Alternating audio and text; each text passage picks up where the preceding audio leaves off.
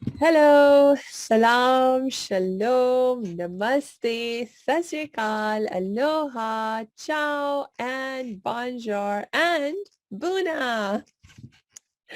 It's so good to be with you, and I'm so happy that I have a very special guest today, Kenyatta Jones, who is a coach, author, and speaker. And I'm so excited, Kenyatta, to have you today because I know you recently released a new book and you're an award-winning author because of it. That's so exciting. Can you tell me more about who you are and what you do and about your book? We'll talk more about that, of course. Okay. I am happy to be here, Samaya. Um, I am Kenyatta Jones. As she said, I am a certified master life coach and mindset strategist. I specialize in life purpose, mindset strategy. I assist people who are struggling with self-perceived weaknesses, self-esteem issues, and inhibitions to transform their mind, define who they are, and walk in purpose. Nice. I like that. I like that. And what's your book about?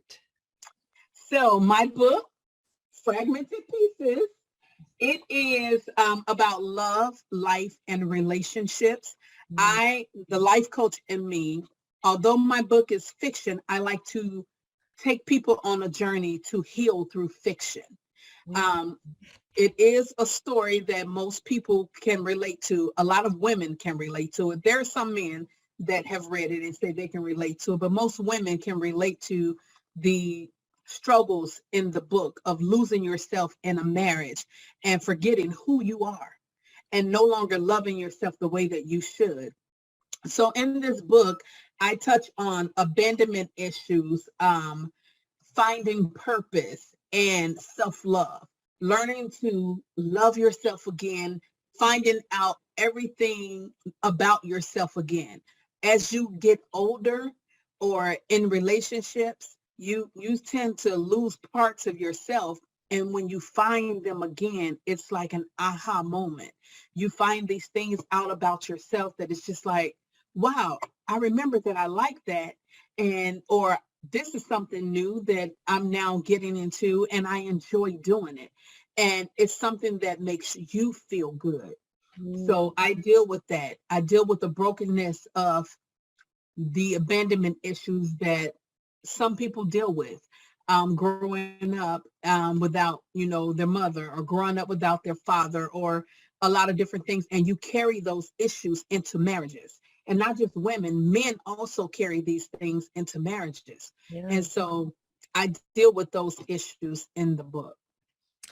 Oh my gosh, that is such an important topic for us to understand and dig deeper into. Thank you so much for writing about it. I love what you were saying about, using fiction as a way to help people learn what they need Yeah. to learn because uh, like sometimes when we're just talking about it, um, it can feel really triggering or difficult to talk about these things or to think about these things, especially in the Hmm. context of our own stories if we are still um, in need of healing Yeah. from these kinds of issues.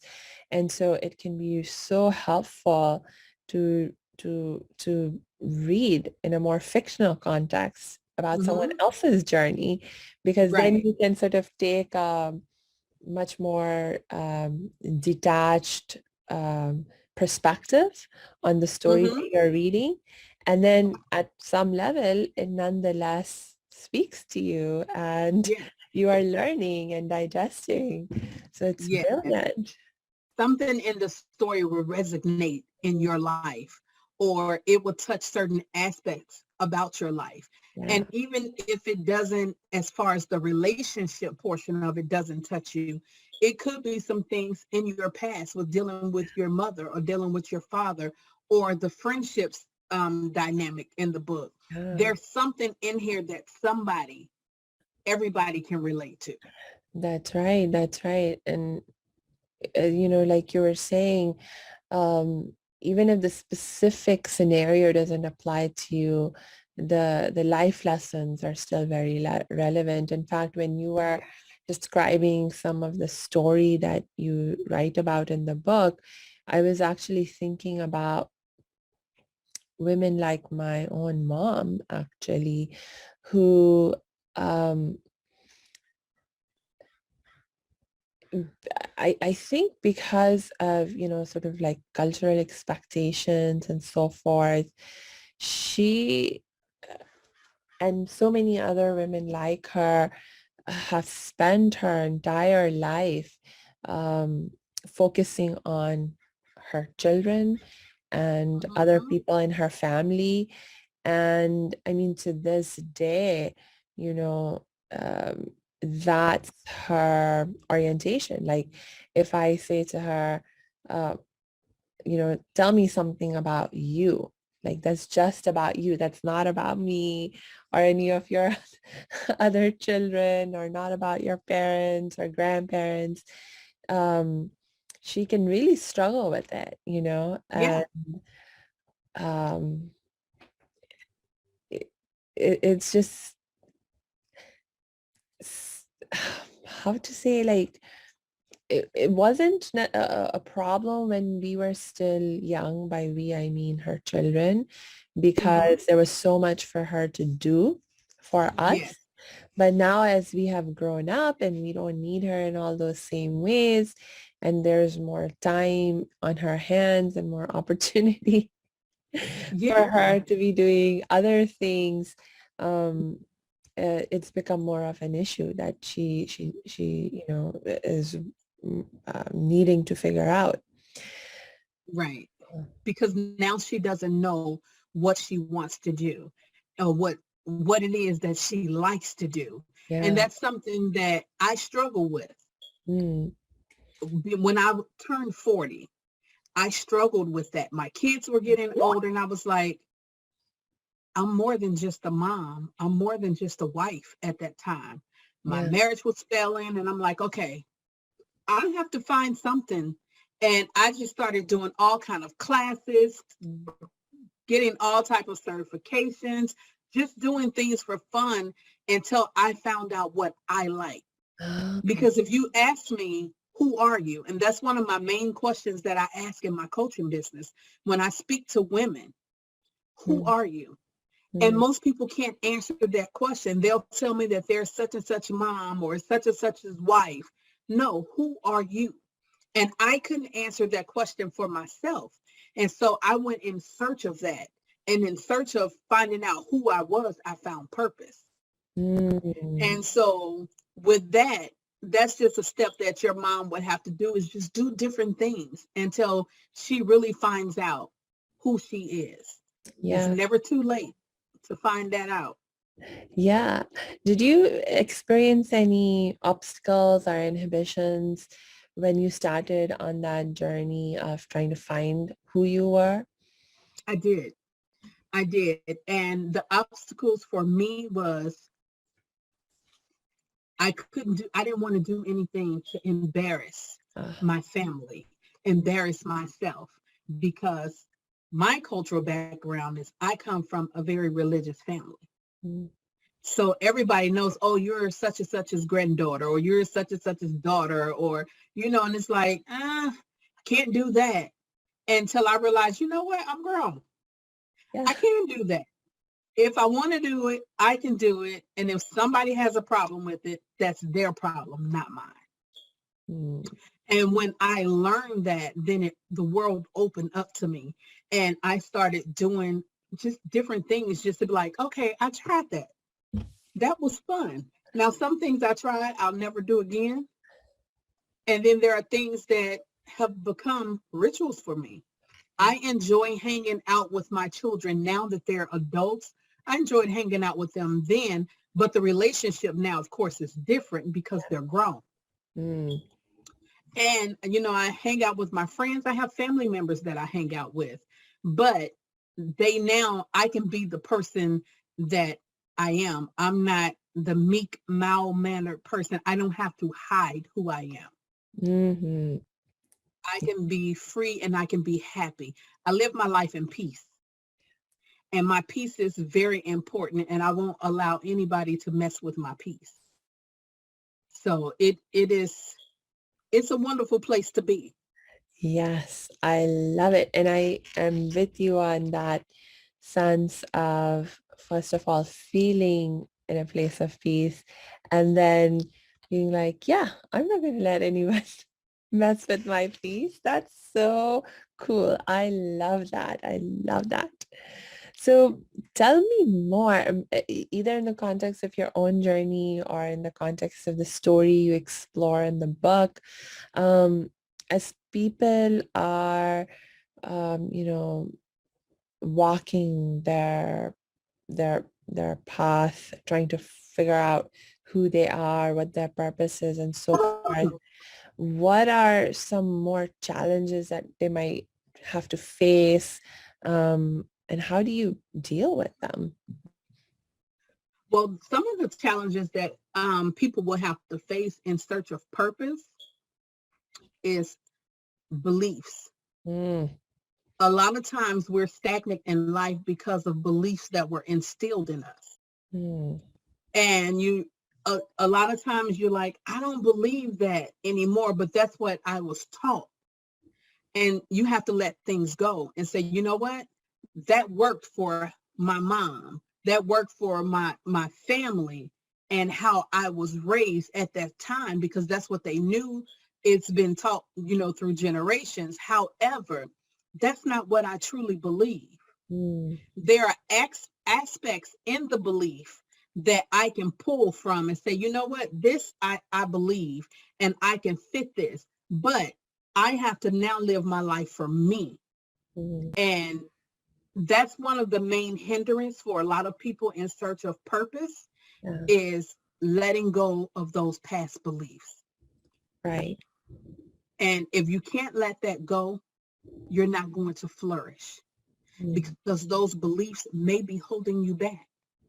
right. And not saying that you have to throw away everything that you were taught, because a lot of that you were taught and instilled in you, it still works today. But there are certain things that you can sit down, especially if you're married, because what you believe and how you was raised is not always the same way that your husband believes and he was raised, and you bring those things together and you pull from each until you have that one thing that works for your family. Mm, And so that's the same thing that you have to do for you personally. You have to pull from things that works for you, and you can't be upset or take it back and be like, oh, I upset my mom so I can't do that, or somebody in the family is upset because I'm doing this. No, you have to do it for you. That all centers back to your peace. mm. So if you let that go, find who you are in those beliefs, it works. Yeah, yeah. It's interesting. I agree with you actually very, very much. I'm on the same page. And what I sometimes see people really struggling with is that these beliefs that they've been taught and they've been holding on to for like literally decades of their life, sometimes Mm-hmm. they become so identified with those beliefs. Their sense of identity with those beliefs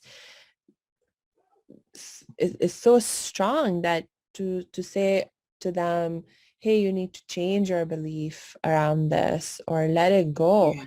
it's like they feel threatened by that. They feel like Yes. you're telling them not to find themselves. That's not how they see it. They see it as you attacking their identity and you telling them to change who they are. And Mm-hmm. so how do you help someone in that situation take this different perspective of, no, it's not about that. It's really about finding in a more authentic way who you are, or rather in a more deeper way who you are. So with that, you would have them, I have a actual worksheet Mm. that I have them complete of those beliefs. And when they start writing down all those beliefs and they start to tell you what they are, and one simple question is, why do you believe it? Well, my mother said, or my grandmother said, well, why do they believe it? Well, because such and such told them, because it's been passed down from generation to generation. So if you can't tell me why you believe it, Mm. what is the harm in seeing the difference on how you think and how this will work? So my thing will always tell them, you don't have to completely change it. Again, take those things out of that belief that works best for you. Add some things that you feel like, okay, this is how I feel about this. I can add this to this and make it your own. Take 30 days and work that belief in your life and see how it affects you. Yeah. If it doesn't change things in your life, throw it away. Go back to what you used to believe. But see how it affects your life differently before you say it's not going to work. Because you had a lifetime with the old belief. Mm. You can give 30 days to your new belief. Mm. So just try it out. Experiment. I like that. Yeah, it's Yeah. more of an experiment. Figure it out. Everything in life is trial and error. Mm. And I always say that, people always say, oh, well, I made a mistake. It's not a mistake. Never use the word mistake because it wasn't a mistake. It was a lesson. Mm. What did you learn from it? Everything that you go through is a lesson. It's never a mistake. I So if love. you look at it like that, you find the lesson in it and you're able to see, okay, well, I worked it this way and this worked for me. So I might want to take this out. It's about creating the life that you want. Yeah. Yeah. This idea about it's a lesson and focus on the lesson. I just find that is such a deep, deep like concept in the sense that I mean, on the one hand, we hear this so much and it's so easy to sort of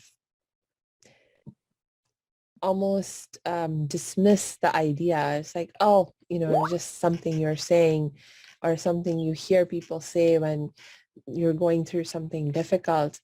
Um, but really, like when you begin to think about what's the point of life, like really, what Mm-hmm. is the point of life? Yes. And this is one of the things that I keep coming back to, that one of the core reasons for living is to be learning Mm-hmm. different lessons, to be recognizing what different lessons there are for us to learn through the different experiences that we have. Um, oh my gosh, why? Like I always want to ask the question of why is it so important to learn? It's so important to learn because if you're not learning a new lesson every day, you're stagnated in the same place every day. And you never want to sit in the same spot too long. You always want to grow and to flourish. Mm, And if you're not growing, you're losing. mm, You're dying on the inside if you're not growing. If you water a plant, it grows. If you don't water it, it will die. So learning is watering yourself ah, in order for you to grow, for you to blossom. nice. I love that. Mm, so cool. So is there like another wonderful lesson that you can teach us right now that you would like to share with us? Yes. I believe that every person should have a mission statement for their life. Mm, If you look at any company and you go to their website, there is a mission statement on their website. Why don't you have a mission statement? There should be a mission statement because that statement tells you who you are, and every day it gives you vision of what you need to be doing. mm, And today, because this is who I am, I have to walk in this. Because if I don't walk in this, I'm not fulfilling the mission in my life. yeah. So for me, my mission statement is the same thing that I have. This is not just for my business to assist people that are struggling with self-perceived weaknesses. I was that person. Mm, So I was able to get myself out of it. So my mission and my purpose is to help other women get themselves out of it. Because I've been there, I can speak to it. So that's the one biggest lesson that I have is that everybody needs to have a mission statement for their life. What is your mission? yeah. What is your purpose?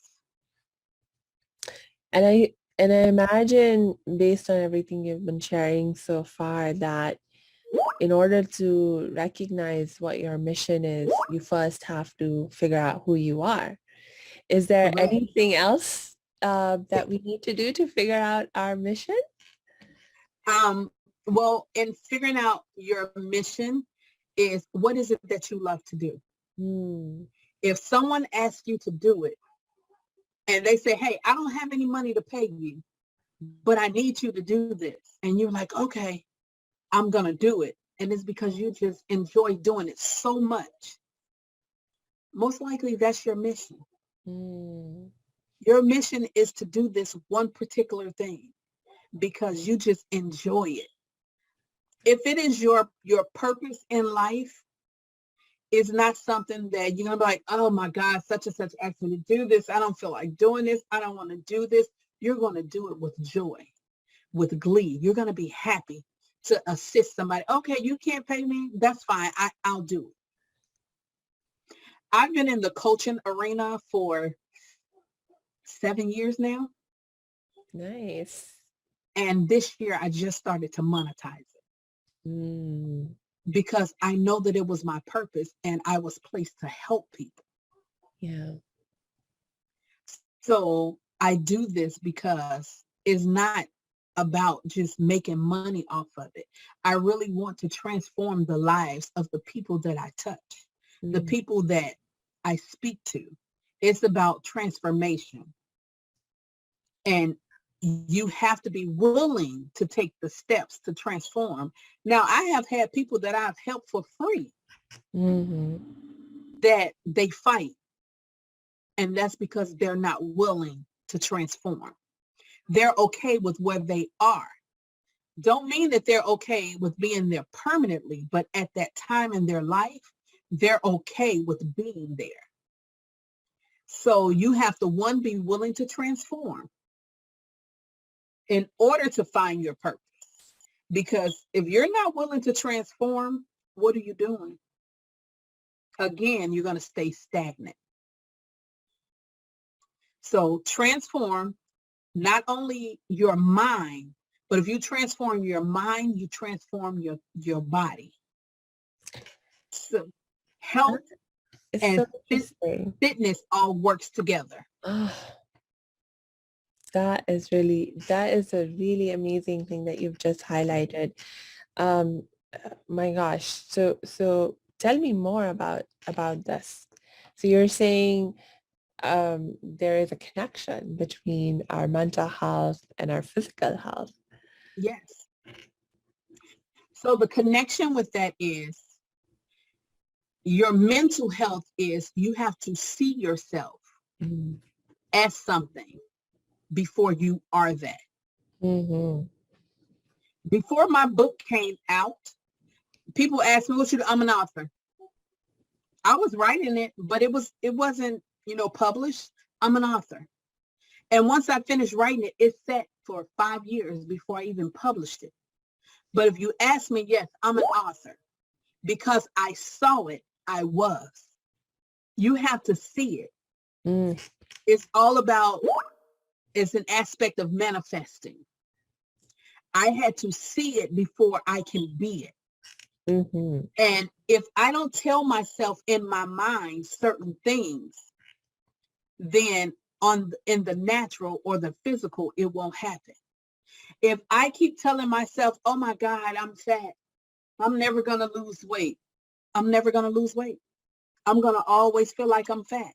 I can be 150 pounds and I'll still feel like I'm fat because my mind is telling me that. But if I tell myself, you know what, I can do this, I'm going to lose the weight, I can get up and go to the gym and the weight will start coming off. But if I keep telling myself something different, so your mind has to align. So the things that you are speaking to yourself, it's the power of words. Yeah. So if you're speaking negativity to yourself, negative is going to happen. But if you speak positive to yourself, that's what's going to continue to happen into your life. It's positive things. So you speak things as though they are, and they will happen. I like it. I love it. And so, oh my gosh, is there like in this process of manifestation, like the example that you were giving of even before you had actually published your book, you were saying, you were claiming that you were an author, right? And I mean claiming in a positive sense. You're claiming that reality for yourself that you were working on and in the process of creating.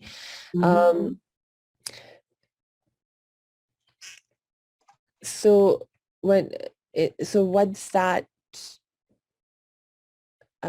share, like what I'm learning from that is that when we think about manifesting, when we think about the power of our thinking, the power of our thoughts, it's not always about, oh, I'm going to think this thought right now and it will materialize and happen immediately. It doesn't have to be that way. It could take time to actually materialize, but the idea is that you nonetheless be consistent in the thought that you're having, that you want to materialize, that you want to manifest, and you keep at it, and so over time it happens. Yes, because those things that you are thinking and you're manifesting, in order for them to happen, you have to put action behind it. So while I was telling people that I was an author, I was writing. Yeah. I wasn't telling people that I was an author and there was no book. So a lot of times you have people saying that, hey, I'm this, but they're not putting the action behind it. And if you're not putting the action behind it, it's just words that you're saying. So you have to write it and do it. Speak it and do it. Put action behind it.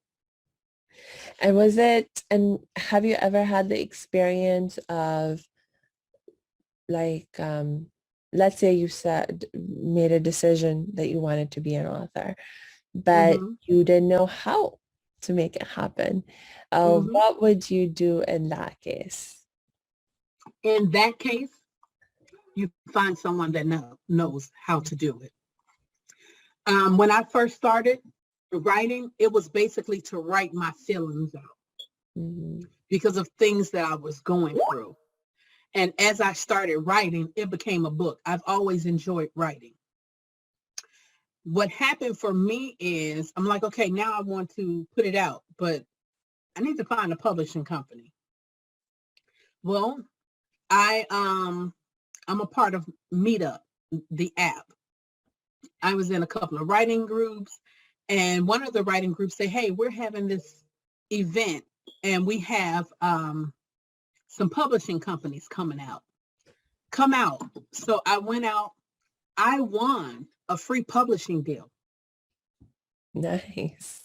However, it was a Christian publishing company. Mm-hmm. Although I help people heal through fiction, my book has sex in it.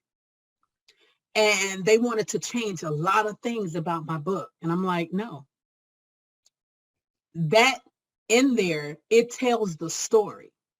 It's not just I randomly threw stories in there about sex. It takes you on the journey with the characters. So I didn't take the deal. And I was like, oh, I'm never going to do this book. I'm never going to put this out.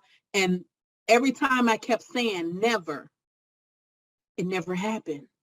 But when I started speaking, you know what?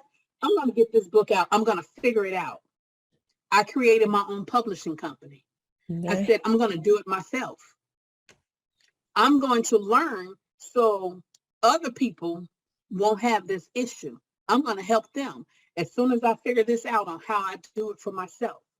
And that's what I did. I learned how to do it. I had joined the writing groups on Meetup. I kept going to those, listening to stuff. And at the end, Clubhouse. And it's like people kept being positioned in my life to help take my book or take me to the next level. And I joined a couple of writing groups or publishing groups and author groups on Clubhouse. And I met a couple of people and they said, oh, you need to do this? I'll show you how to do that. I just published my book.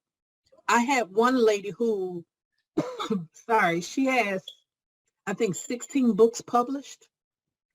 She helped other people. She says, you know what? I like your picture. I'm going to help you. She says, I'll charge you half price to get your book formatted. She formatted my book. Nice. I have someone else who's like, oh, you don't have to pay for a barcode. I'm going to send you this website, this link, and you can use this link to get your barcode for your book. You just have to pay a donation. So you don't have to pay the $30 it was, just pay the donation. And I did that. So people were being placed in my life to help me and push me to the next level to where I did it. And they were teaching me. And that's because I spoke those words that I'm going to do it. And once I do it, I'm going to teach others. So people were placed in my life to teach me how to do it. So therefore, I can teach others. I love that. I love that. Thank you so much for sharing that example, Kenyatta. That was such a brilliant example. And the fact that, this is not just something made up, but this is an actual experience that you had and have that you shared this. I just absolutely really, really appreciate that. Thank you so much. And I'm sorry to say that we are running out of time for now because I'm having so much fun talking with you. Uh, any last words for right now? My only words is find out who you are, what it is that you enjoy doing, and what you love about your life. Yeah. In order to find out what your true mission is and what your purpose is in life. Awesome. Awesome. And you have shared your links with me, so I will place them in the show notes. So to all our listeners, please go ahead, check the show notes, click those links, connect with Kenyatta. And I'm also dropping my links in there so you can connect with me if you need to. And I think that's it for us for now. And until we connect next time, I wish you lots and lots of peace and joy. All right. Thank you. I enjoyed it.